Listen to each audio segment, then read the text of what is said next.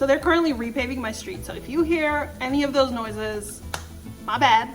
I can't help it. I just want to say I'm sorry. Hey everyone, welcome back to I Dream of Homestead. I'm Josephina and today we are in my kitchen making some chilaquiles.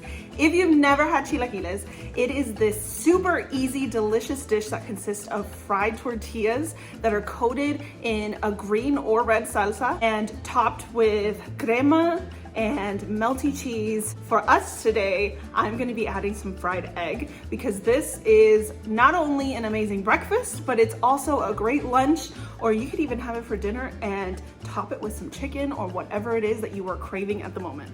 Before we move into the recipe, I just wanted to give a humongous thank you to every single one of you because I have officially made it to 2,000 subscribers. I am this close to being at 2,100 subscribers, which to me is insane because I did not dream of this happening so fast. I've been doing this for 5 months and just really trying to get out of my shell and show you guys who I really am. And you guys have just been so kind and so sweet through the whole process. So now we're gonna move on to the recipe. All of the ingredients are going to be listed in the description box below. Also, I get a lot of questions about my cookware. For the ones that I can, I am going to link them in the description box. Today I'm using my large green enameled cast iron. That one is actually an Amazon brand skillet, so I'll post that below so that you guys can check it out in case you want one.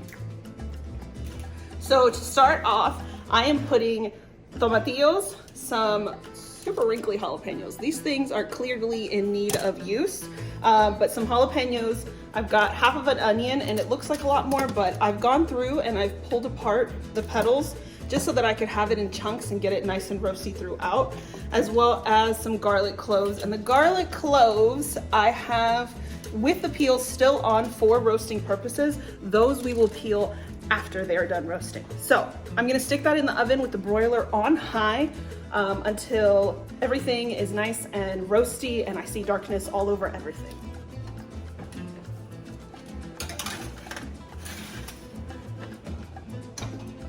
So during the time that all those vegetables are in the roasty, you're gonna wanna check it every few minutes just to make sure that the garlic is doing okay, because that will be the first thing to finish roasting before anything else does, and that's the purpose of that skin. You guys haven't heard me before say it in other videos. It is just to protect the garlic from burning all the way through.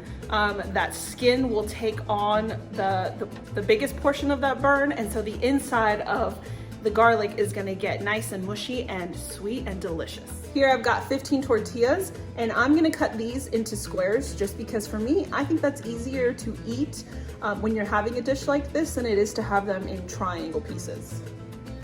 So to do that, I cut all the tortillas in half, leave them on a stack because it'll just make it a lot easier for you.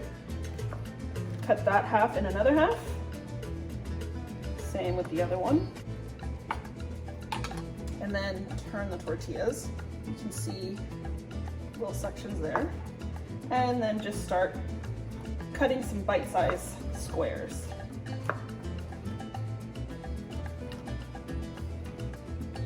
And that's about the size you end up with. So now I'm just gonna go through and fry all of these in batches. Give them a little bit of a zhuzh once you've got it in there, just to make sure that the tortillas don't stick to each other in big clumps.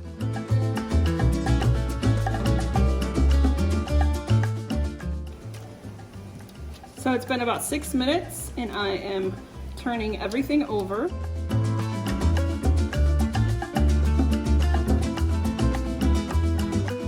I am also going to take out all of the things that are already super roasty and will just turn into crispy bits if I roast them any further.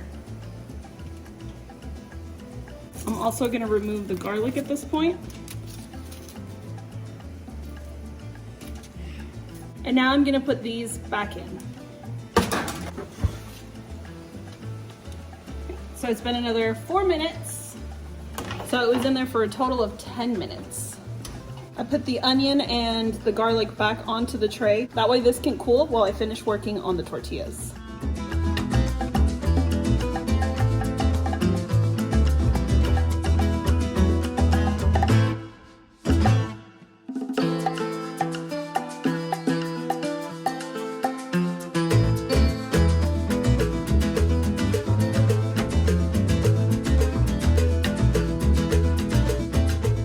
Now that the tortillas are done, I'm just gonna move on to adding all of the vegetables into the blender and pureeing them.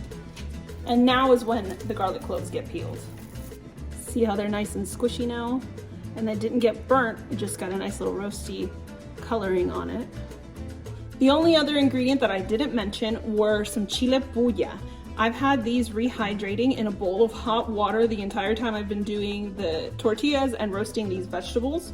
You do have the option of boiling these and these together, but I prefer the flavor of them roasted just because it just gives it a whole nother level of delicious. So for these, I'm just pulling off the stems and tossing them into the blender. And I'm adding in about half a cup of this liquid. Salt to taste.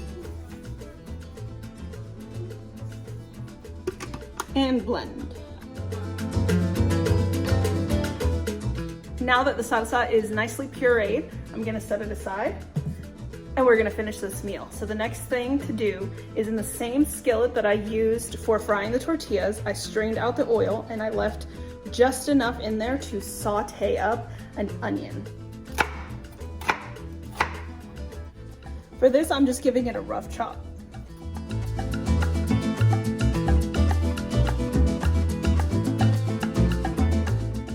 And this gets added into that oil.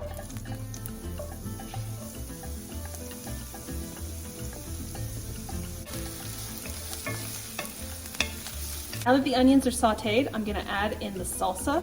Just a heads up, you are adding a liquid into some hot oil, so you're gonna have some lava action happening here.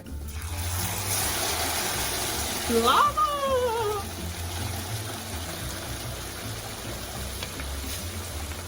Stirring it in always calms the lava down, but it does create a little bit of a mess. Totally worth it though. I'm gonna add in just about a quarter cup of water, just enough to get all of this out of the blender and into the pot. Add in the water and swish it about. I've turned it down to low so that the lava can calm itself down. And at this point, you want to check to see if you need salt. Mine needs a touch more. So the Chile Puya that I put in here does have a kick to it. So if this is too much heat for you, you can cut back on that. You can also leave out the jalapeños and just do the Chile Puya, but I love adding it in here because it does have a fruity flavor. So it kind of gives it this touch of sweetness. All right, so I've had it simmering in here for about 3 minutes. I'm gonna cut the heat off.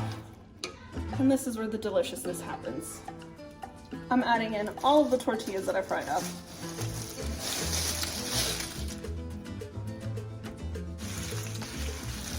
And I'm gonna try to get all of them coated in the sauce.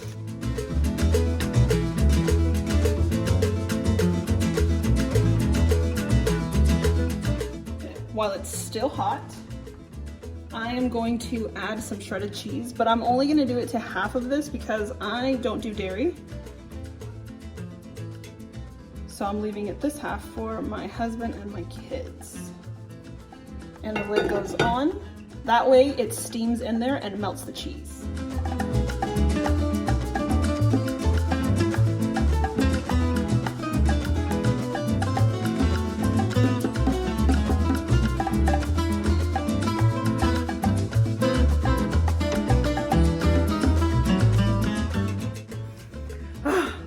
I love this meal so much. So for my kids, I have served theirs with the cheese, with some crema mexicana, which if you don't have, you can use some sour cream that you can thin out with a little bit of milk. Crema mexicana though is not sour at all. It's basically like a liquidy sour cream without the sour. But for me, no dairy. So I've just got some cilantro and a delicious runny egg right on top. I'm just gonna give this yolk a little pop. Check it.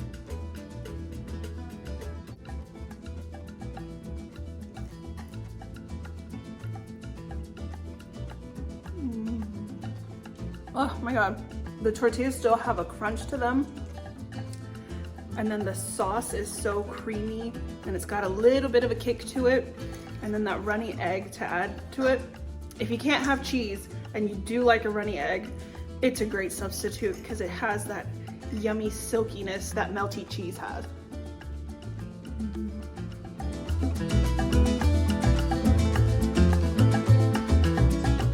I feel like I'm just gonna stand here and finish this whole thing because it's so dang good.